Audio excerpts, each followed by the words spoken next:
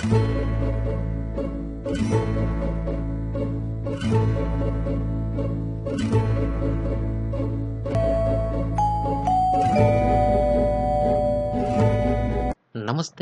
Welcome to studio Telugu. సాధారణంగా గర్భం దాల్చిన తరువాత 8వ వారం నుంచే బిడ్డలో కదలికలు ఉంటాయి.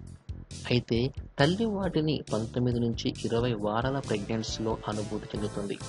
అప్పటికే పిల్లలున్న వారైతే ఇంకాస్త ముందుగానే, అంటే 18వ వారం నుంచి బిడ్డ కదలికలను గుర్తించడం మొదలు పెడతారు. బిడ్డ తల్లి గర్భములో పిల్లి మొగ్గలు వేస్తుండటం, కాళ్ళు చేతులు ఆడిస్తుండటం, కళ్ళు మూసి తెరవడం, ఆవలించడం, పెదవులు తడుముకుంటూ ఉండటం వంటివి చేస్తుంటాడు. వీటిలో బిడ్డ మొత్తంగా కదలడం, కాళ్ళు చేతులను కదిలించడం వంటి పెద్ద కదలికలు తల్లికి తెలుస్తుంటాయి. తల్లి అనుభూతి చెందే బిడ్డ కదలికలు 18 నుంచి 20 వారం నుంచి క్రమంగా పెరుగుతూ పోతాయి. ఇలా 32 వారం వరకు కదలికల్లో పెరుగుదల ఉంటుంది. 32 వారాల తర్వాత కూడా బిడ్డలు కదలికలు ఉన్నప్పటికీ తల్లిలో ఉమ్మనీరు కాస్త తగ్గడం జరుగుతుంది. కాబట్టి వాటిని మునుపటంతగా తల్లి అనుభూతి చెందలేదు. అందువల్ల అప్పటి వరకు క్రమంగా పెరుగుతూ వస్తున్న కదలికలు కాస్త మందగించినట్లు అనిపిస్తాయి. ఒకసారి బిడ్డ తన కదలికలు మొదలుపెట్టాక గరిష్టంగా ఒక్కోసారి 50 నుంచి 75 నిమిషాల పాటు, అంటే దాదాపు గంటన్నర పాటు కదులుతూనే ఉండవచ్చు. ఒక్కో గంటలో ఇలా కదలడం అన్నది దాదాపు 32 సార్లు వరకు జరగవచ్చు.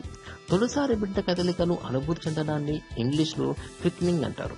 పుట్టిన బిడ్డలోనూ పెద్దవారిలోనూ స్లీప్ సైకిల్స్ ఉన్నట్లే కడుపులో ఉన్న బిడ్డకు కూడా స్లీప్ అండ్ అవేక్ సైకిల్స్ ఉంటాయి.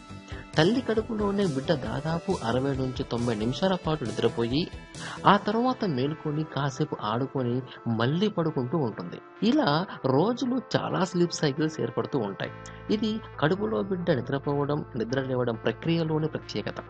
ఇక బిడ్డ కదలికలు సాధారణంగా ఉదయ వేళలో అంతగా ఉండవు, కానీ మధ్యాహ్నం నుంచి రాత్రి వరకు ఎక్కువగా ఉండటాన్ని గుర్తించవచ్చు. తల్లి ఆహారం తీసుకున్న తరువాత బిడ్డ కదలికలు మరింత ఎక్కువ అవుతాయి. బిడ్డ కదలికలు మొదలుపెట్టిన తరువాత వాటిని గుర్తించడానికి అనేక పద్ధతులు ఉంటాయి. పొద్దున, మధ్యాహ్నం, రాత్రి ఆహారం తీసుకున్న తరువాత 1 గంట బిడ్డ కదలికలను లెక్క పెట్టవచ్చు.